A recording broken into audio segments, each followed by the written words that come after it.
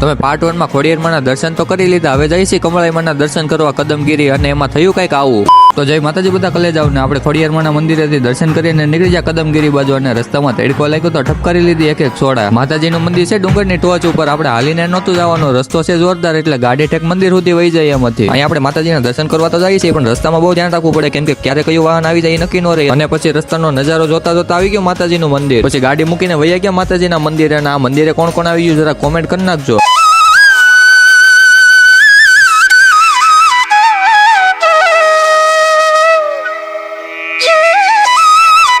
માતાજીના દર્શન કરીને વૈયા ગયા બહારની સાઈડ, અને અહીંથી વ્યૂ ચેક કરો કેવી મજા આવે, અને સોમાનો નજારો એટલે તો એક નંબર.